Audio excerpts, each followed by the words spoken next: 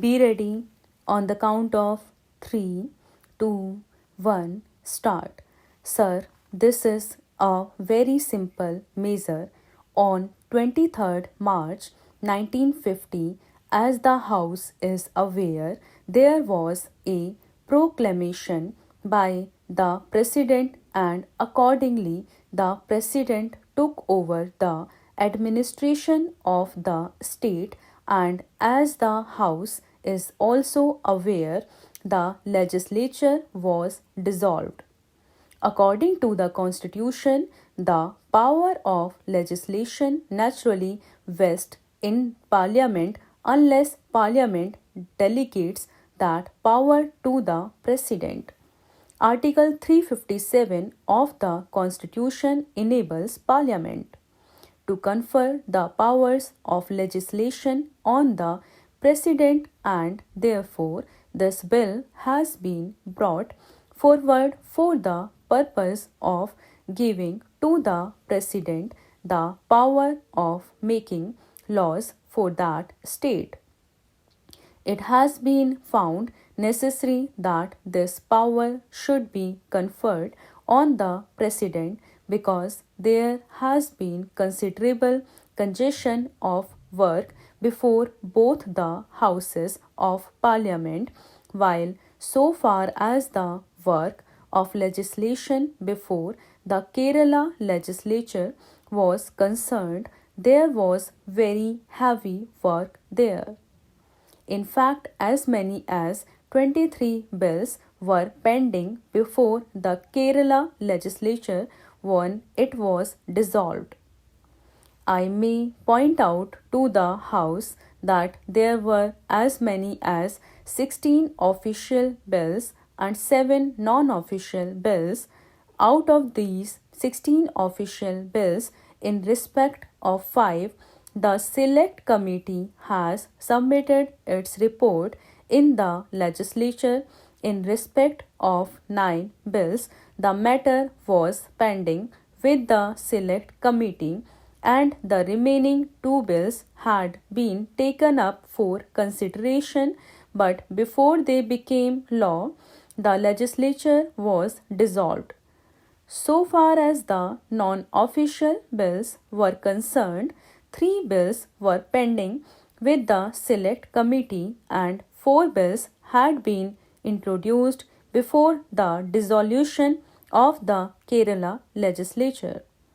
Out of these bills, there are certain which have to be immediately legislated because they are of considerable importance. We have received advice that so far as 2 bills are concerned, they are of a very urgent nature, and they are the Kerala Irrigation Bill and the Kerala State Aid to Industrial Amendment Bill. Both of these have to be attended to immediately. There are also 4 land reform bills, and the Government of India will have to consider to what extent the provisions of these bills have to be taken up.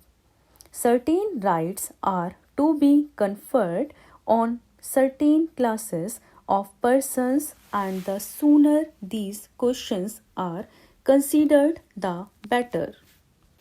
As I already stated, there has been congestion or over congestion of work before both the Houses of Parliament, and when this bill was drafted, 2 important considerations were taken into account. So far as President made laws in states were concerned, what the President had to do was to consult an advisory committee. So far as this committee was concerned, originally the idea was that the members ought to be 10 from the other house and 5 from this house, but it was found that honorable members from Kerala were much more than this number. It was also felt advisable that on this advisory committee there ought to be members from other parts of India as well as those members who would take interest in matters relating to legislation in Kerala. Therefore, the government accepted an honorable member's view in the other house, and the strength has been increased from 10 to 14 so far as the other house is concerned, and from 5 to 7 so far as this house is concerned. The total number of members from Kerala in both the houses is 12 plus 6. It is possible, therefore, to appoint some other members also, and this power has been given to the Speaker in the other house and to the chairman in this house.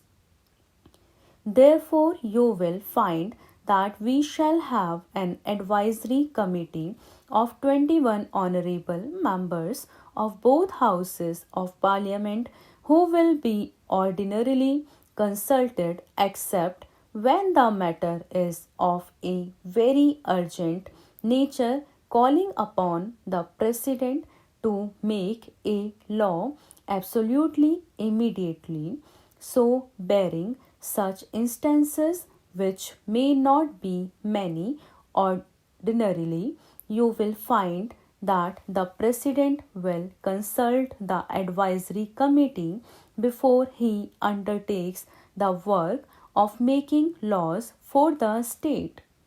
This is one safeguard according to which the wishes of the honorable members on this committee will be taken into account. Secondly, there is another safeguard that has been introduced. After the President has made the laws, copies of such enactments will have to be placed on the table of both the Houses of Parliament, and thereafter it would be open to the Parliament to consider them and suggest any amendments. If, for example, one house suggests certain amendments and then those amendments are accepted by the other house, then naturally it is incumbent on the President to issue another ordinance accepting the modifications or the amendments suggested jointly by both houses of Parliament together. Thus, you will find that though the President is to be armed with legislative powers, these safeguards have been purposely introduced.